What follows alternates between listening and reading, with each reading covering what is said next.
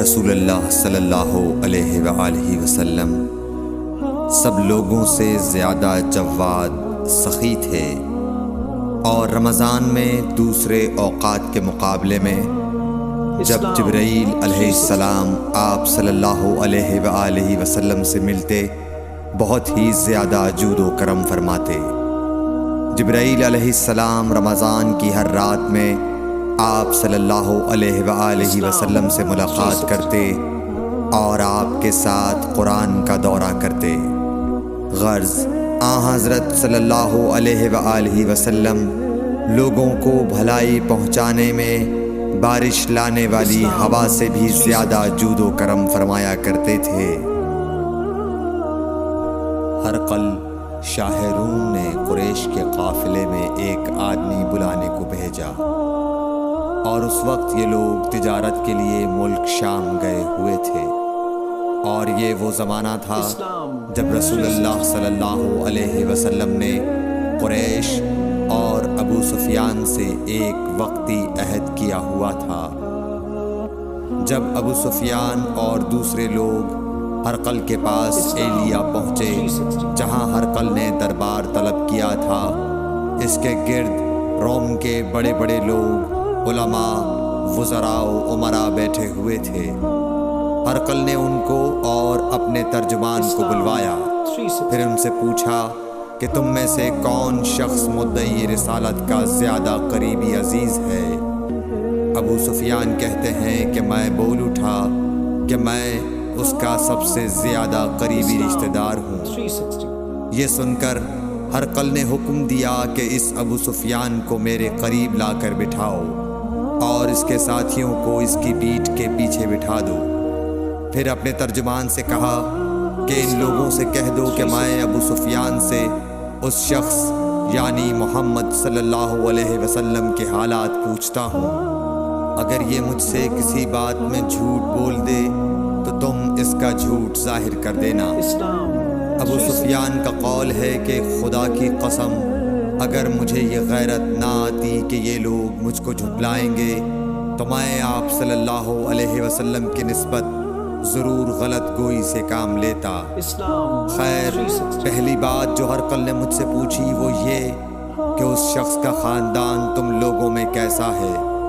میں نے کہا وہ تو بڑے اونچے عالی نسب والے ہیں۔ کہنے لگا اس سے پہلے بھی کسی نے تم لوگوں میں ایسی بات کہی تھی؟ میں نے کہا نہیں۔ کہنے لگا اچھا اس کے بڑوں میں کوئی بادشاہ ہوا ہے؟ میں نے کہا نہیں۔ پھر اس نے کہا بڑے لوگوں نے اس کی پیروی اختیار کی ہے یا کمزوروں نے؟ میں نے کہا نہیں، کمزوروں نے۔ پھر کہنے لگا اس کے دعوے دار روز بڑھتے جاتے ہیں یا کوئی ساتھی پھر بھی جاتا ہے؟ میں نے کہا نہیں۔ کہنے لگا کیا اپنے اس دعوی نبوت سے پہلے کبھی کسی بھی موقع پر اس نے جھوٹ بولا ہے؟ میں نے کہا نہیں، اور اب ہماری اس سے صلح کی ایک مقررہ مدت ٹھہری ہوئی ہے، معلوم نہیں وہ اس میں کیا کرنے والا ہے۔ ابو سفیان کہتے ہیں میں اس بات کے سوا اور کوئی جھوٹ اس گفتگو میں شامل نہ کر سکا۔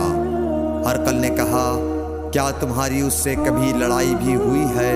ہم نے کہا کہ ہاں۔ بولا پھر تمہاری اور اس کی جنگ کا کیا حال ہوتا ہے؟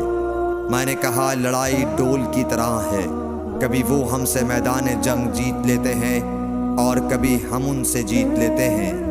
ہرقل نے پوچھا وہ تمہیں کس بات کا حکم دیتا ہے؟ میں نے کہا وہ کہتا ہے کہ صرف ایک اللہ ہی کی عبادت کرو، اس کا کسی کو شریک نہ بناؤ، اور اپنے باپ دادا کی شرک کی باتیں چھوڑ دو، اور ہمیں نماز پڑھنے، سچ بولنے، پرہیزگاری اور صلہ رحمی کا حکم دیتا ہے۔ یہ سب سن کر پھر ہرقل نے اپنے ترجمان سے کہا کہ ابو سفیان سے کہہ دے کہ میں نے تم سے اس کا نسب پوچھا تو تم نے کہا کہ وہ ہم سے عالی نسب ہے، اور پیغمبر اپنی قوم میں عالی نسب ہی بھیجے جایا کرتے ہیں۔ میں نے تم سے پوچھا کہ دعوی نبوت کی یہ بات تمہارے اندر اس سے پہلے کسی اور نے بھی کہی تھی؟ تو تم نے جواب دیا کہ نہیں۔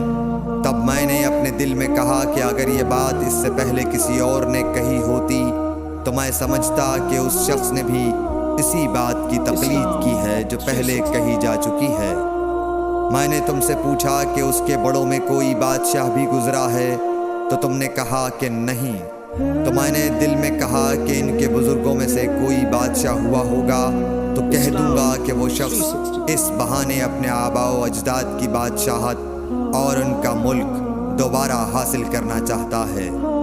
اور میں نے تم سے پوچھا کہ اس بات کے کہنے یعنی پیغمبری کا دعویٰ کرنے سے پہلے تم نے کبھی اس کو دروغ گوئی کا الزام لگایا ہے؟ تم نے کہا کہ نہیں۔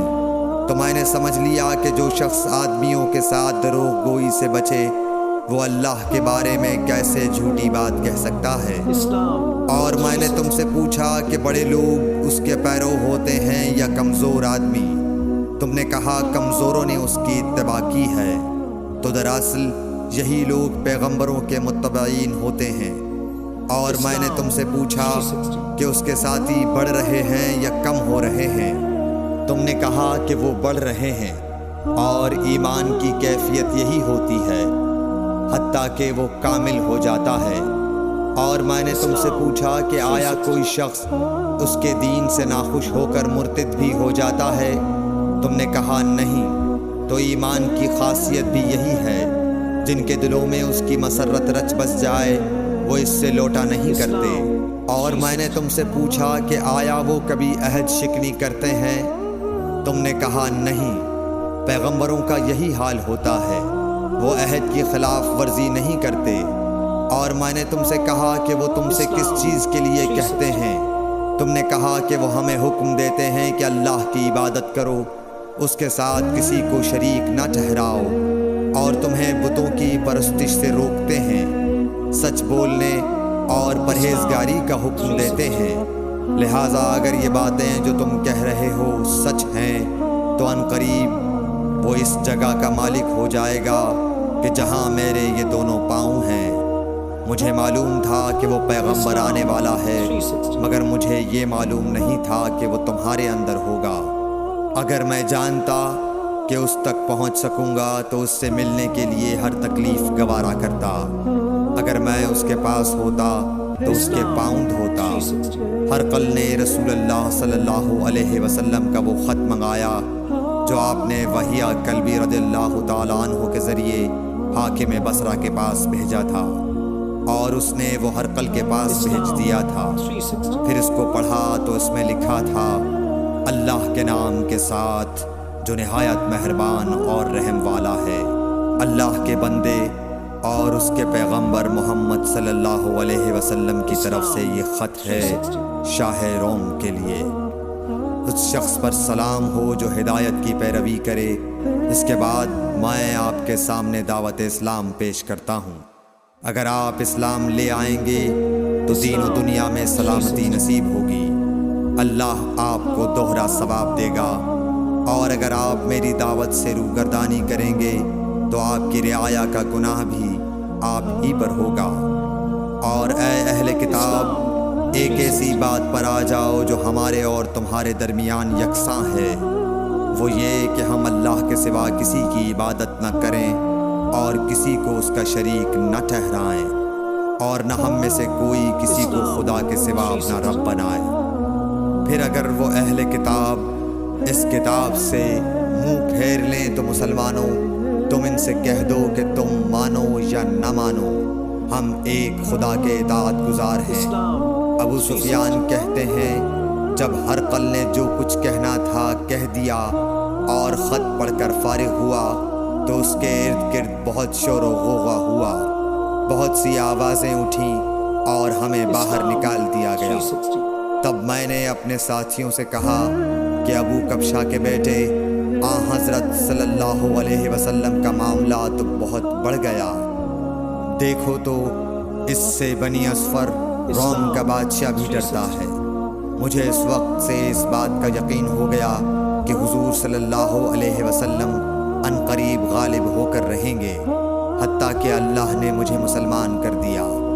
راوی کا بیان ہے کہ ابن ناطور ایلیا کا حاکم ہرقل کا مصاحب اور شام کے نصارہ کا لاٹ پادری بیان کرتا تھا کہ ہرقل جب ایلیا آیا، ایک دن صبح کو پریشان اٹھا تو اس کے درباریوں نے دریافت کیا کہ آج ہم آپ کی حالت بدلی ہوئی پاتے ہیں، کیا وجہ ہے؟ ابن ناطور کا بیان ہے کہ ہرقل نجومی تھا، علم نجوم میں وہ پوری مہارت رکھتا تھا۔ اس نے اپنے ہم نشینوں کو بتایا کہ میں نے آج رات ستاروں پر نظر ڈالی تو دیکھا کہ ختنہ کرنے والوں کا بادشاہ ہمارے ملک پر غالب آ گیا ہے۔ بھلا اس زمانے میں کون لوگ ختنہ کرتے ہیں؟ انہوں نے کہا کہ یہود کے سوا کوئی ختنہ نہیں کرتا، سو ان کی وجہ سے پریشان نہ ہوں۔ سلطنت کے تمام شہروں میں یہ حکم لکھ بھیجیے کہ وہاں جتنے یہودی ہوں سب قتل کر دیے جائیں۔ وہ لوگ انہی باتوں میں مشغول تھے کہ ہرقل کے پاس ایک آدمی لایا گیا جسے شاہ غسان نے بھیجا تھا۔ اس نے رسول اللہ صلی اللہ علیہ وسلم کے حالات بیان کیے۔ جب ہرقل نے سارے حالات سن لیے تو کہا کہ جا کر دیکھو وہ ختنہ کیے ہوئے ہے یا نہیں۔ انہوں نے اسے دیکھا تو بتلایا کہ وہ ختنہ کیا ہوا ہے۔ ہرقل نے جب اس شخص سے عرب کے بارے میں پوچھا تو اس نے بتلایا کہ وہ ختنہ کرتے ہیں۔ تب ہرقل نے کہا کہ یہی محمد صلی اللہ علیہ وسلم اس امت کے بادشاہ ہیں جو پیدا ہو چکے ہیں۔ پھر اس نے اپنے ایک دوست کو رومیہ خط لکھا اور وہ بھی علم نجوم میں ہرقل کی طرح ماہر تھا۔ پھر وہاں سے ہرقل حمص چلا گیا۔ ابھی حمص سے نکلا نہیں تھا کہ اس کے دوست کا خط اس کے جواب میں آ گیا۔ اس کی رائے بھی حضور صلی اللہ علیہ وسلم کے ظہور کے بارے میں ہرقل کے موافق تھی کہ محمد صلی اللہ علیہ وسلم واقعی پیغمبر ہیں۔ اس کے بعد ہرقل نے روم کے بڑے آدمیوں کو اپنے حمص کے محل میں طلب کیا اور اس کے حکم سے محل کے دروازے بند کر لیے گئے۔ پھر وہ اپنے خاص محل سے باہر آیا اور کہا، اے روم والو، کیا ہدایت اور کامیابی میں کچھ حصہ تمہارے لیے بھی ہے؟ اگر تم اپنی سلطنت کی بقا چاہتے ہو تو پھر اس نبی صلی اللہ علیہ وسلم کی بیعت کر لو اور مسلمان ہو جاؤ۔ یہ سننا تھا کہ پھر لوگ وحشی گدھوں کی طرح دروازوں کی طرف دوڑے مگر انہیں بند پایا۔ آخر جب ہرقل نے اس بات سے ان کی یہ نفرت دیکھی اور ان کے ایمان لانے سے مایوس ہو گیا تو کہنے لگا کہ ان لوگوں کو میرے پاس لاؤ۔